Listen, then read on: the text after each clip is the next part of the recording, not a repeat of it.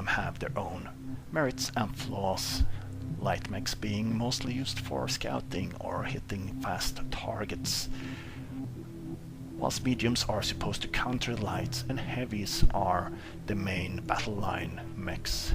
Assaults come in different flavors, each being specialized within a field of its own. Thereafter, you have the loadouts for the mechs. So once you've picked a class, you pick a weapon type. Ballistics, energy or missiles. Energy being lasers, missiles obviously being things that go boom, and ballistics being the rat-ta-ta.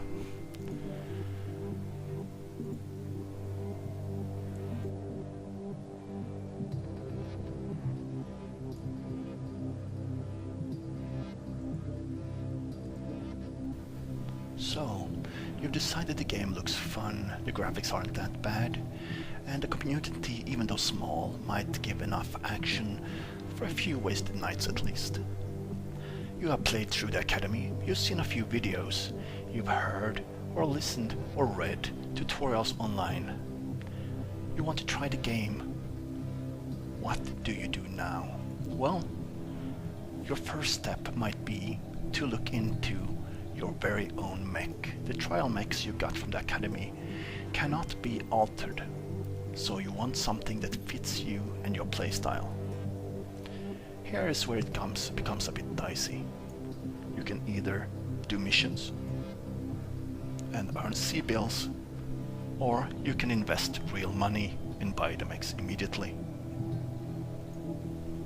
I do not think that you only need one mech, because each mech has experience levels. To unlock each experience level, you have to own a certain amount of mechs of the same type.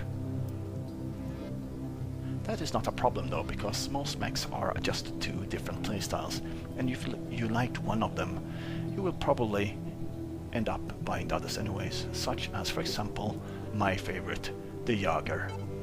A Jager can never go wrong. It's a heavy mech and quite useful. I use it both for missiles, lasers and ballistics, and most other mechs work the same way.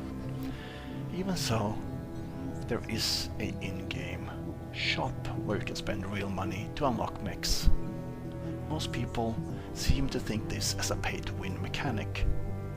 Whilst that might be true in some ways, you can really only buy the mechs. You cannot buy anything that makes you instantly win a fight or get a real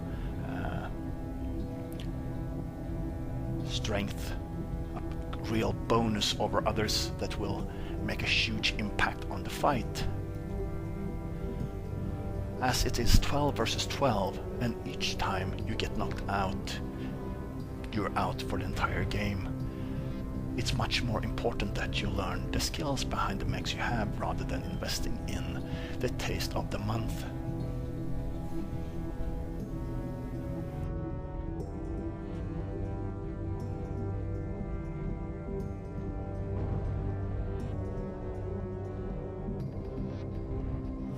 When it comes to Taste of the Month, they do release mech packs quite often, but keep in mind that those willing to spend real money get success earlier than basic players. Some might find this unfair or a pay-to-win mechanic. It's up to you how you feel about it.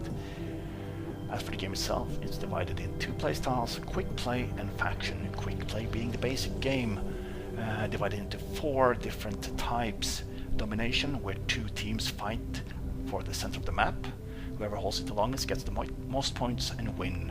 Conquest, where you fight over waypoints marked on the map. Whoever holds enough waypoints in amount of points wins. Assault, where both teams try to rush the other team's space and hold it until it is conquered. Skirmish, where it's pretty much team versus team. Faction, on the other hand, has invasion and counter-invasion. Both set up as different sort of campaigns or events. You have to destroy certain things to move further into the invasion. As for the community of the game, it's a bit mature. Quite a lot of older players playing it, and you won't hear many young players on comm. They take it quite serious. and there seems to be a basic core of veterans who decide who is a good or a bad player. Of course, this can be completely ignored if you have a bunch of friends to play with. But it's kind of interesting to hear them acting out a milsim over the comms as they whisper orders and coordinations to each other, having all lances work as machinery, which is quite important because the game itself is very tactical. Easy win can quickly turn to a loss if you do not follow the tides of battle.